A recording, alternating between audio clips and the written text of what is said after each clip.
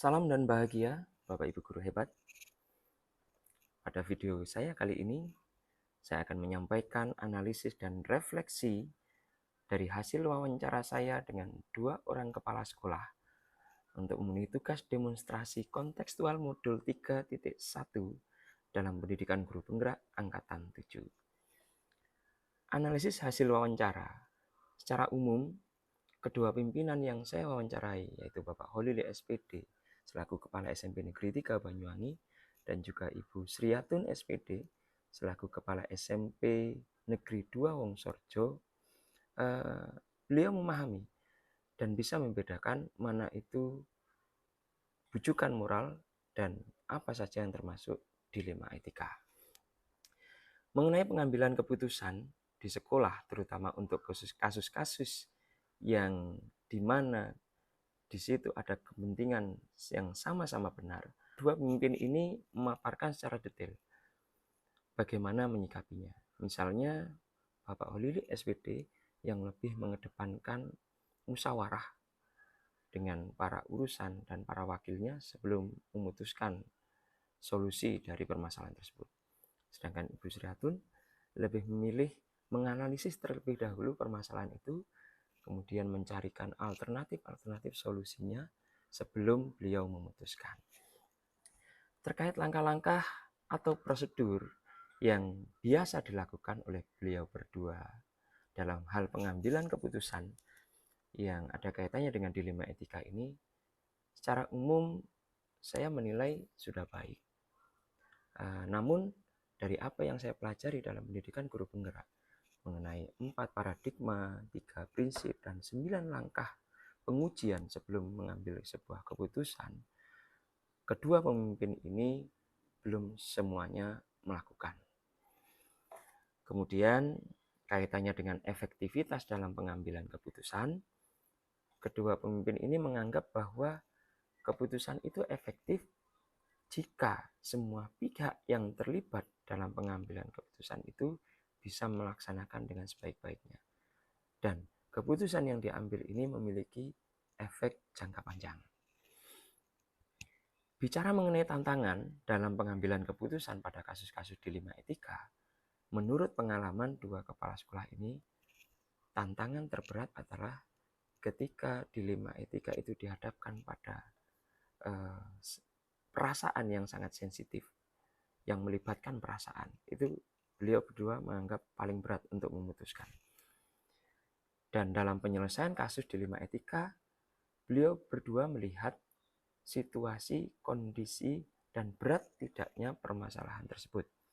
Jika dirasa permasalahan itu bisa diselesaikan seketika itu, maka beliau berdua akan memutuskannya saat itu juga. Namun jika dirasa permasalahan atau kasus tersebut membutuhkan pengujian atau membutuhkan pemikiran lebih jauh agar bisa didapatkan solusi-solusi terbaik, maka beliau akan menjadwalkan bertemu dengan pihak-pihak terkait, misalkan wakil, urusan, atau beberapa guru di sekolah tersebut untuk mencarikan solusi terbaik dalam pengambilan keputusan. Dalam setiap pengambilan keputusan, keduanya menyampaikan hal yang sama, yakni ada yang membantu beliau berdua. Di antaranya adalah para wakil dan urusan di sekolah masing-masing. Lalu apa yang bisa saya refleksikan dari wawancara saya dengan dua kepala sekolah tersebut? Ada hal-hal yang menarik yang muncul ketika saya melakukan wawancara dengan dua pimpinan tersebut, yakni adanya pola yang hampir sama dari cara pengambilan keputusan kedua kepala sekolah yang sudah saya wawancarai.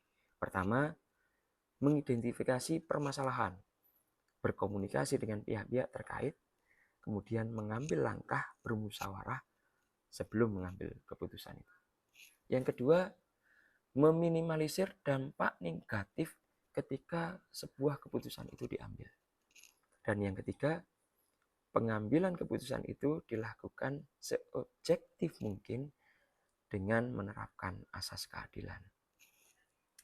Secara umum, kedua kepala sekolah yang sudah saya wawancarai tadi sudah menerapkan 4 paradigma, 3 prinsip, dan 9 langkah pengujian dalam pengambilan keputusan. Akan tetapi tidak semuanya diterapkan. Terutama menurut saya dua kepala sekolah ini di hasil akhirnya mereka lebih mengarah kepada berpikir berbasis hasil akhir atau end based thinking. Namun juga ada juga keputusan yang diambil itu berpikir berbasis rasa peduli atau care based thinking. Kemudian berdasarkan hasil wawancara dengan dua pemimpin tersebut ada beberapa hal yang sama. Di antaranya satu, tahap identifikasi permasalahan secara umum semua sama, yaitu mengumpulkan fakta dulu, kemudian mencari alternatif solusi untuk menyelesaikan dan bermusyawarah dengan pihak-pihak yang terkait, misalkan para wakil, urusan atau guru-guru sebelum mengambil keputusan. Yang kedua, penyelesaian permasalahan dilakukan secara bertahap. Jadi tidak seketika, kalau masalahnya berat tidak ujuk-ujuk seketika itu diputuskan. Sudah melalui berbagai pertimbangan yang matang. Lalu perbedaan hasil wawancara dari kedua pimpinan tersebut yang sudah saya wawancarai, Pak Holili ini lebih mengedepankan musyawarah. Begitu dihadapkan permasalahan dilema etika, beliau langsung memanggil para urusan, para wakil untuk diajak bermusyawarah mencari solusi terbaik. Sedangkan Bu Sriatun sendiri lebih memilih menganalisa terlebih dahulu permasalahan tersebut, kemudian mencari solusi-solusi untuk menyelesaikannya. Jika masih bimbang untuk memutuskan, baru beliau melangkah dengan bermusyawarah bersama para wakil dan urusan di sekolahnya, sehingga keputusan yang diambil benar-benar yang terbaik. Lalu apa rencana ke depan para pimpinan dalam menjalani pengambilan keputusan yang mengandung unsur dilema etika? Setelah berbincang-bincang dan sharing dengan saya, terutama apa yang saya dapatkan dalam pendidikan guru penggerak, beliau sepakat bahwa apa yang saya dapatkan dalam pendidikan guru penggerak ini sangat bagus sekali untuk diterapkan. Sehingga beliau berdua ini berusaha mencoba untuk menerapkan 4 paradigma, 3 prinsip, dan 9 langkah pengambilan atau pengujian sebelum mengambil sebuah keputusan. Cara mengukur efektivitas pengambilan keputusan tersebut menurut beliau berdua adalah semua pihak yang terlibat dapat menjalankan keputusan itu sebaik-baiknya. Dan keputusan yang diambil itu berdampak jangka panjang.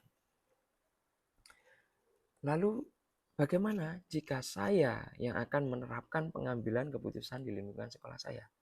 Kaitannya dengan murid atau mungkin dengan rekan sejawat. Jika saya menghadapi permasalahan dilema etika, maka saya akan melakukan langkah-langkah seperti apa yang sudah saya pelajari dalam pendidikan guru penggerak. Yang pertama misalnya mengenali terlebih dahulu nilai-nilai kebajikan yang saling bertentangan. Kemudian saya mencari siapa yang terlibat dalam permasalahan atau kasus tersebut, sehingga saya bisa mengambil keputusan sebijak mungkin. Berikutnya, saya akan mencari atau menggali fakta-fakta yang relevan ya, dari permasalahan-permasalahan tersebut. Lalu mengujinya melalui 5 tahap pengujian benar dan salah. Apa saja itu? Pertama, uji legal. Kemudian yang kedua, uji regulasi.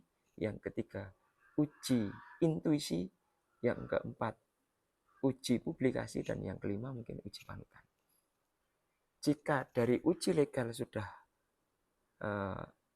ada kendala atau ada hukum yang dilanggar, maka saya tidak akan melanjutkan ujian ini. Berarti itu adalah rujukan moral. Tapi jika uji legal lolos, saya lanjutkan dengan uji berikutnya, itu uji regulasi hingga ke terakhir uji panutan. Berarti kasus ini adalah dilema etika. Kemudian setelah itu, saya juga menguji paradigma atau prinsip dalam dilema ini. Juga menerapkan opsi trilema. Mungkin dari keputusan-keputusan yang saya ambil, saya membutuhkan opsi-opsi di luar keputusan itu. Opsi terbaik. dengan tidak merugikan semua pihak. Dan yang terakhir, membuat keputusan tersebut, lalu merefleksikannya. Lalu kapan saya akan menerapkan ini? Saya akan segera menerapkan jika saya dihadapkan dengan masalah-masalah yang berkaitan dengan bujukan moral maupun dilema etika. Itu menurut saya, analisis saya dan refleksi saya terkait wawancara yang sudah saya lakukan dengan 2 kepala sekolah. Sehingga sekian, terima kasih. Salam guru penggerak, bergerak, tergerak, menggerakkan.